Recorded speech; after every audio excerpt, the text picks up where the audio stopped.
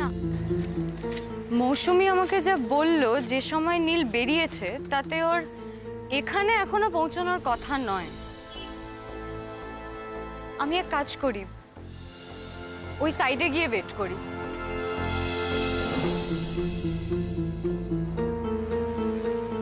আচ্ছা, নীল সোজা বাড়িতে আসবে তো, নাকি আবার অন্য কোথাও যাবে? কাল রাতে শুনলাম দেবদাস হয়ে বাড়ি ফিরেছিল, আজ একেবারে পারুকে নিয়ে না ফেরে। সেও তো শুনলাম ওই টাইমে ইউনিভার্সিটি থেকে বেরিয়েছে। ও গড, আবার যদি দুজনের প্রেম উথলে ওঠে? এত প্রেম এদের আসে কোথা থেকে?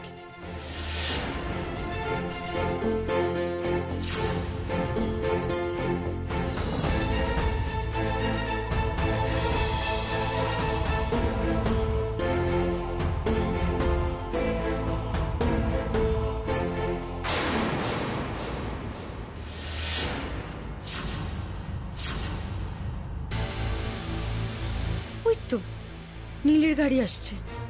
হ্যাঁ হ্যাঁ, ওই সাদা গাড়িটাই তোর। ডিয়ার ময়ূরী, এবার তোমার অ্যাক্টিং শুরু করতে হবে।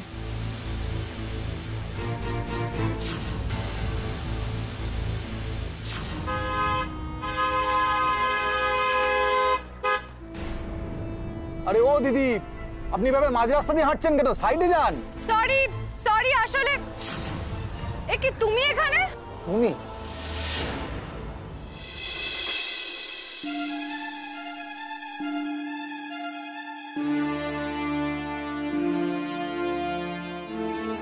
কি ব্যাপার, তুমি এখানে কি করছো? আই এম ভেরি সরি নীল, আমার জন্য তোমাকে এভাবে মাঝ রাস্তায় দাঁড়াতে হলো। তুমি এদিকে কোথায় যাচ্ছ? আর এরকম বোকার মতো মাঝ রাস্তা দিয়ে হাঁটছিলেই বা কেন? আচ্ছা দাঁড়াও দাঁড়াও, আমি সব বলছি। আসলে ব্যাড নিউজ ফর ইউ, আমি তোমাদেরই বাড়ি যাচ্ছিলাম। ওই গিনি ফোন করে বললো তোমাদের বাড়ি যেতে, তাই। আর আসার সময় ওই অ্যাপ ক্যাবটা মাঝ রাস্তায় খারাপ হয়ে গেল। তারপর এখান থেকে এটুকু তোমাদের বাড়ি অবধি কোনো ক্যাবও পাচ্ছিলাম না, ক্যাব পাবোও না, তাই আর কি হেঁটে হেঁটেই যাচ্ছি। আচ্ছা ঠিক আছে, গাড়িতে উঠে এসো। না না, তুমি এসব নিয়ে ভেবো না, আমি ঠিক চলে যাবো। ময়ূরী, আমি না কাউকে বেশি রিকোয়েস্ট করি না, আর সেই মুডটাও নেই, আর রাস্তায় দাঁড়িয়ে ড্রামা করার মুডও নেই, তাই বলছি গাড়িতে উঠে এসো। ওকে।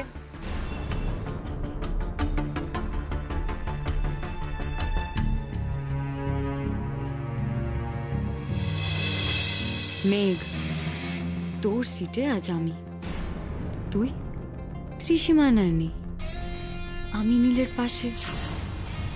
আমার যে জায়গাটা তুই কেড়ে নিয়েছিলি সেটা আমি এইভাবেই একটু একটু করে তোর কাছ থেকে কেড়ে নেব।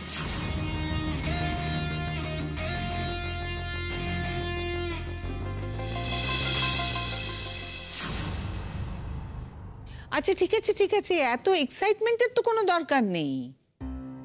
আমি একটা জিনিস বুঝতে পারছি না, যে একটা অ্যাপোলজি চাওয়া না চাওয়া নিয়ে ব্যাপারটা এত বড় হয়ে দাঁড়াচ্ছে কেন? না আমি মানলাম যে গিনি যেটা বলেছে ওকে, সেটা হয়তো অতটা না ভেবেই বলেছে ও, কিন্তু এটা তো ঠিক যে সেদিন একটা পরিস্থিতি যেটা তৈরি হয়েছিল সেটাতে ছেলেটা যথেষ্ট অপমানিত হয়েছে, অসম্মানিত বোধ করেছে। আর এটা তো ঠিক যে রিলেশনশিপটাকে একটু ঠিক করে নেবার দরকার রয়েছে। বলো দরকার কি না? আরে যে ছোট, তুই কিছু বল, তুই চুপ করে রয়েছিস কেন? তুই তো গিনির মা, তোর মতামতের দাম এখানে অনেক বেশি আমার থেকে। দিদিভাই এই সমস্ত তুমি কি বলছো বলো? না আমি মানছি যে আমি গিনির মা, কিন্তু গিনির ভালো মন্দ এগুলো আমার থেকে তুমি ভালো বোঝো, তাই না? আমার কিন্তু একটা কথা খুব মনে হচ্ছে, তোমাদের মধ্যে কে মেঘকে বিশ্বাস করো আর কে বিশ্বাস করো না সেটা আমি ঠিক জানি না, কিন্তু আমার নিজের মেঘকে অবিশ্বাস করার মতো কোনো কারণ এখনো খুঁজে পাইনি। খুঁজে পাওনি? এই এত কিছু ঘটার পরেও তুমি কিছু খুঁজে পাওনি? তাহলে বলো তো আর কি ঘটালে তুমি খুঁজে পাবে? যে ঘটনাটাকে তুমি এত কিছু বলছো সেটা নিয়ে আমার মনে তো সংশয় থাকতেই পারে, তাই না? হ্যাঁ, আমার মনে সংশয় আছে, কারণ মেঘ is a responsible girl, she is very honest girl. কি মুশকিল, মেঘ কেমন মেয়ে সেটা নিয়ে তো এখানে আলোচনা হচ্ছে না। জেঠিমণি, তুমি হয়তো আমাকে আবার থামিয়ে দেবে, কিন্তু মেঘের কথা ডিরেক্টলি না হলেও ইনডাইরেক্টলি তো সকল আলোচনার মধ্যেই রয়েছে, সবার ব্যাক অফ দ্য মাইন্ডে ওর কথাই রয়েছে। আমার মনে হয় যা ঘটেছে সেটা নিয়ে আমাদের বোধহয় আরেকটু তলিয়ে ভাবার দরকার আছে। গিনি, আমার কথাগুলো তোমাকে হয়তো ইমোশনালি হার্ট করছে, কিন্তু প্রশ্নটা যখন সারা জীবনের, তখন আমাদের একটু সাবধান হওয়া দরকার। তোমার অভিভাবক হিসেবে আমি অন্তত ফাইন, তাহলে কি করতে চাও তুমি সেটা বল।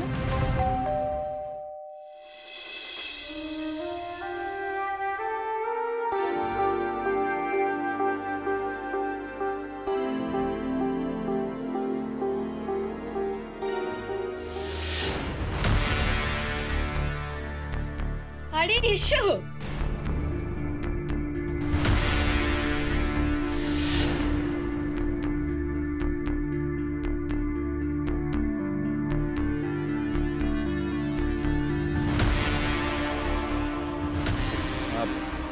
আমি আসলে ফিরছিলাম, তখন ওকে আমাদের এই বাড়ির রাস্তাতেই দেখলাম, তাই গাড়িতে তুলে নিলাম। খুব ঠিক করেছিস, একদম ঠিক।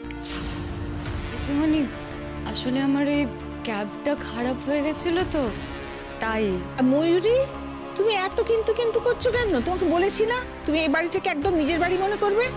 অনেস্টলি স্পিকিং, দরজা খুলে না আমার সেই দাদাভাইয়ের বিয়ের আগের দিনগুলোর কথা মনে পড়ে গেল। ময়ূরীদি যখন দাদাভাইয়ের সাথে আসতো। নীল, খুব বেশি যদি তুই টায়ার্ড না থাকিস একটু বসবি, একটু কথা আছে। না না, ওকে এইসবের মধ্যে টেনে আনার কি দরকার? আরে ও ফিজিক্যালি টায়ার্ড না থাকুক, মেন্টালিও তো যথেষ্ট ফ্যাটিগটা রয়েছে। নীল, তুমি যাও, ঘরে যাও, গিয়ে রেস্ট নাও, চেঞ্জ করো, যাও। আর হ্যাঁ, যে কথাটা হচ্ছিল ত্রিদীপ, তুমি তখন থেকে এদিক ওদিক করে অনেক কিছু বলার চেষ্টা করছো, কি বলছো সেটা পরিষ্কার হচ্ছে না, বলো তো। ও কি বলার চেষ্টা করছে সেটা শোনার আগে আমার কথাটা আমি আগে বলে দিই। যদিও আমি পারিবারিক আলোচনা বাইরের কারোর সামনে করাটা পছন্দ করি না, তবু আমি করছি। বলতে পারো করতে বাধ্য হচ্ছে, কারণ আমার পছন্দ অপছন্দের থেকে এই বাড়িতে এখন বাইরের লোকের পছন্দ অপছন্দটা বেশি দামি হয়ে পড়েছে।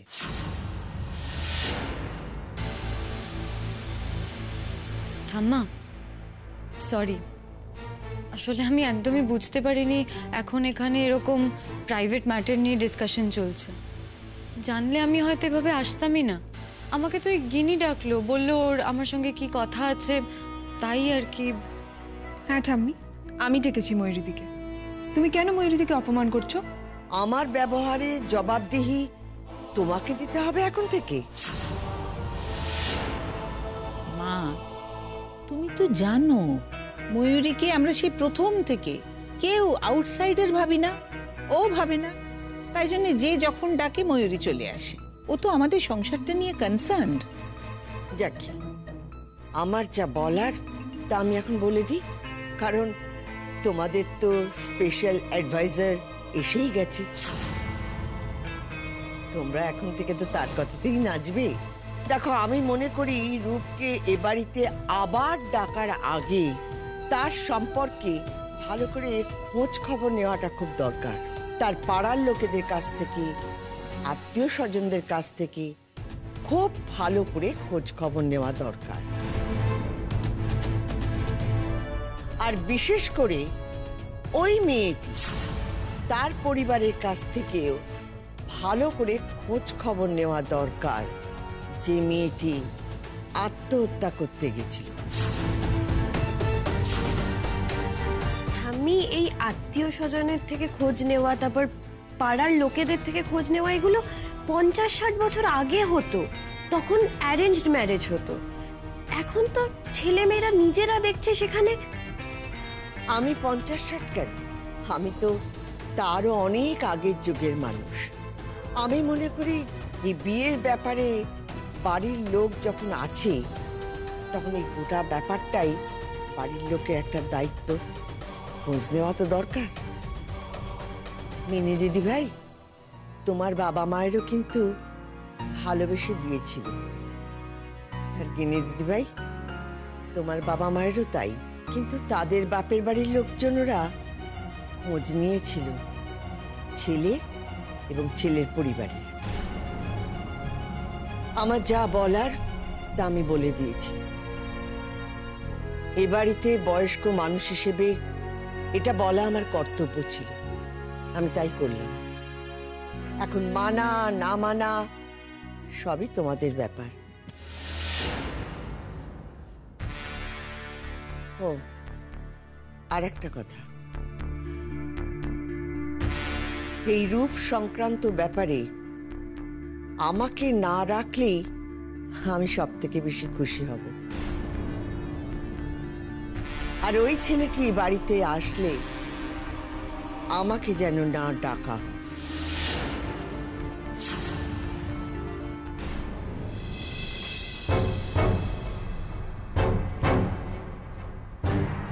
আমি কিন্তু এই কথাটাই বলার চেষ্টা করছিলাম, ছেলেটি সম্পর্কে কিছু নেগেটিভ কথা যখন কানে এসেছে তখন আরো বেশি খোঁজ খবর করা উচিত।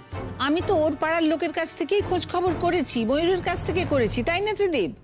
হ্যাঁ, এবার ওর সাথে কথা বলার পর তবেই ওর আত্মীয় পরিজন, ওর সংসার পরিবার এসব নিয়ে জানবো। কারণ আমার তো মনে হয় না গিনি সেসব খুব ডিটেলসে জানে বলে, ওর তো মাত্র কয়েক মাসের পরিচয়। আচ্ছা, আমি না বুঝতে পারছি না, জানো তো, তোমরা কেন আমার কথাটা বিশ্বাস করছো না? কেন? রূপকে কি আমার থেকে বেশি ওর পাড়ার লোকেরা চিনবে? এই গিনি, গিনি তুমি এই ব্যাপারটা এভাবে রিয়াক্ট করছো কেন? এটা তো যে কোনো বাড়িতেই স্বাভাবিক। খোঁজ খবর করবে না? হ্যাঁ, অফকোর্স করবে। খোঁজ খবর ছাড়াই দুম করে একটা ডিসিশন নিয়ে নেবে, সেটা তো হয় না। আর হ্যাঁ, আমি আউটসাইডার হয়েও তোমাদের সবাইকে একটাই কথা বলতে চাই, তোমরা নিজেরা মনে মনে ভেবে নাও, রূপকে তোমরা যতটা জেনেছো চিনেছো তাতে ওকে তোমরা পছন্দ করছো কিনা। না মানে ওর প্রতি তোমাদের যদি কোনো বেসিক অপছন্দ থাকে তাহলে আর শুধু শুধু এগিয়েও না। না না, আমার মনে মনে আলাদা রকম কিছু ভাবার নেই। গিনির ছেলেটাকে পছন্দ আর আমিও ছেলেটার মধ্যে অপছন্দ হওয়ার মতন কিছু দেখি। ব্যাস, তাহলে তো হয়েই গেল গিনি।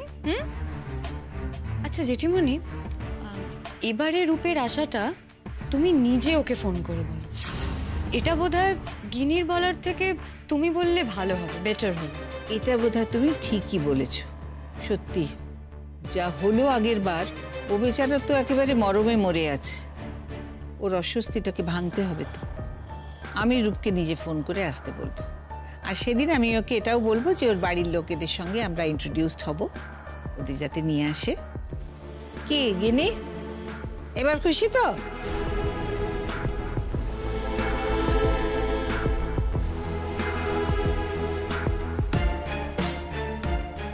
আমাকে এবার এখানে আসাটা ক্যাশ করতে হবে। নীলের সঙ্গে ঢোকাটা কাজে দিয়েছে মনে হয়। ফেরাটাও যদি নীলের সঙ্গে হয়, ওর সঙ্গে কথা বলতে হবে আমায়, ওর মনের কথা বের করতে হবে আর নিজেকে ওর কাছে নিয়ে যেতে হবে।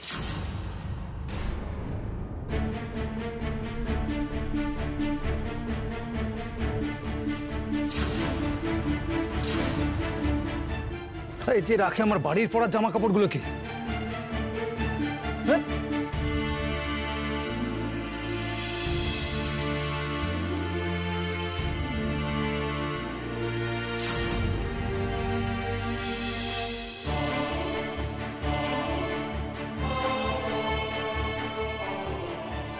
মেঘ, তোমার সঙ্গে এরকম একটা ঘটনা ঘটার জন্য ডিপার্টমেন্টের হেড হিসেবে আমি সরি বলছি। তুমি এবার বলো, তুমি কি চাও? তুমি কি প্রফেসর গাঙ্গুলির কোনো ফর্মাল ক্ষমা চাওয়া এক্সপেক্ট করো? Madam, are you serious? Professor Ganguly, এটা আমাকে স্টুডেন্টকে জিজ্ঞেস করতেই হবে। না ম্যাডাম, আমার সেরকম কোনো এক্সপেকটেশন নেই। আমি জাস্ট চাই ইন ফিউচার যেন আমাকে এরকম কোনো পরিস্থিতিতে না পড়তে হয়, যাতে গোটা ডিপার্টমেন্ট শুদ্ধ একটা ব্যক্তিগত শেষ হওয়ার সম্পর্ক নিয়ে আলোচনা করে।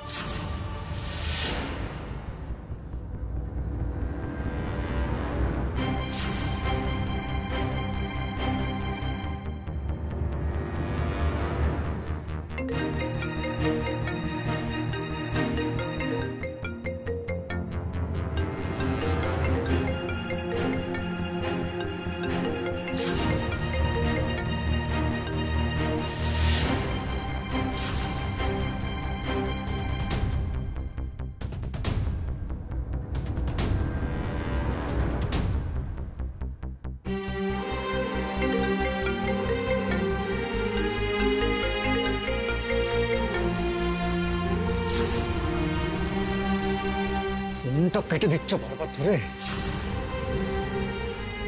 ফোনটা কেটে দিচ্ছ, জীবন শেষ করে দিয়ে।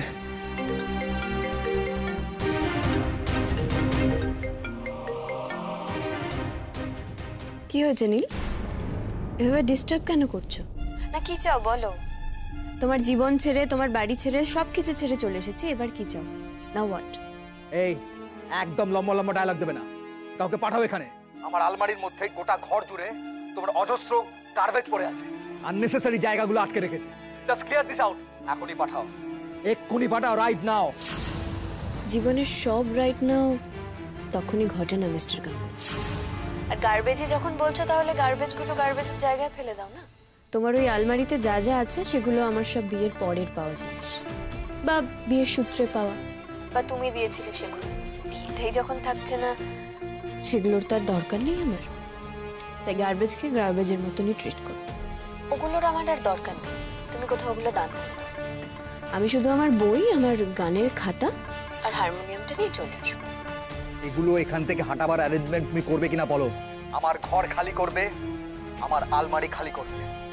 আর শোনো, একটা কথা কান খুলে শুনে রাখো, আর যেন আমার ঘরে তোমার কোনো কিচ্ছু না থাকে, তোমার কোনো ট্রেস যেন আমি আমার ঘরে কোনোদিন না দেখি।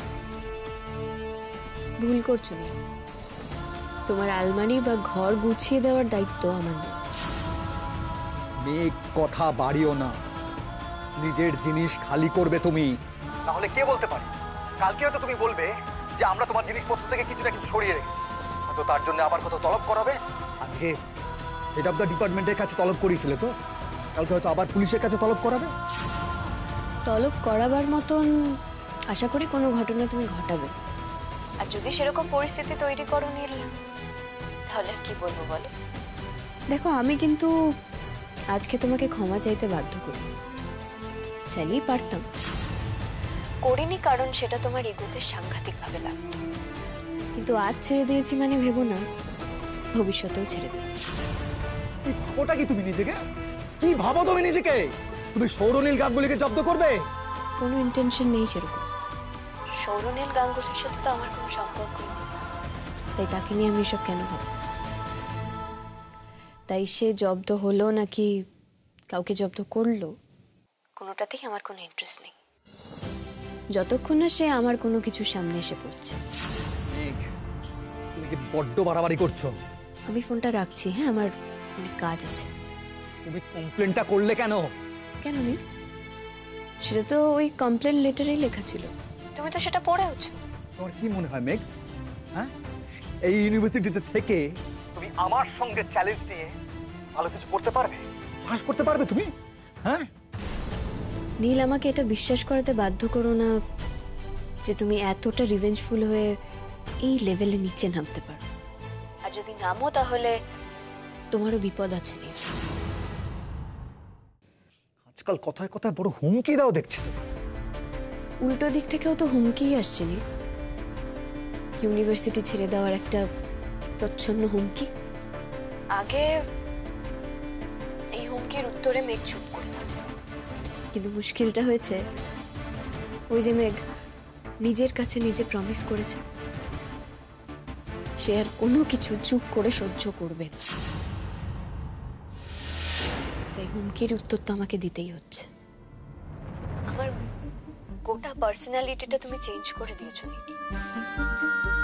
গত কয়েকদিনে আমি যতটা চেঁচিয়েছি আমার মনে পড়ছে না তার 1% আমি গত 10 বছরে চেঁচিয়েছি। যাই হোক, আশা করি তুমি আমাকে আর ডিস্টার্ব করবে না, বা এই কনভারসেশনের কোনো ক্যারি ফরওয়ার্ড পার্ট আমাকে কাল ক্লাসে ফেস করতে হবে না।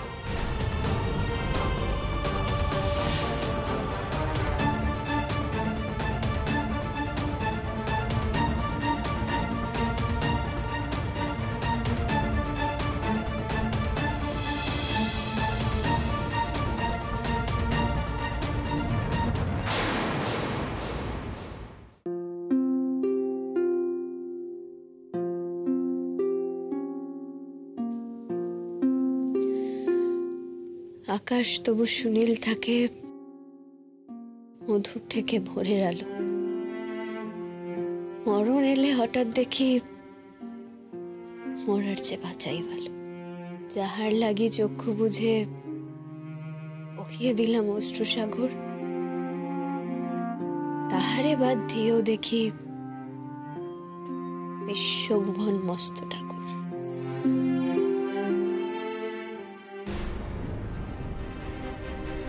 কন্ট্রোল সৌরনীল, কন্ট্রোল, কন্ট্রোল ইয়োরসেলফ। তুমি যা যা করছো সব ভুল করছো সৌরনীল। কাম ডাউন, কন্ট্রোল।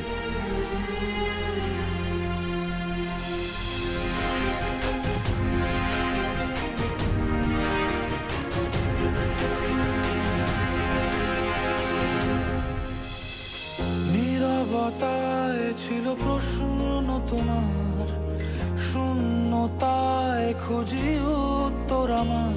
সব হারিয়ে যাওয়া মাঝে রাতে থাকি কান্না হয়ে তোর সাথে।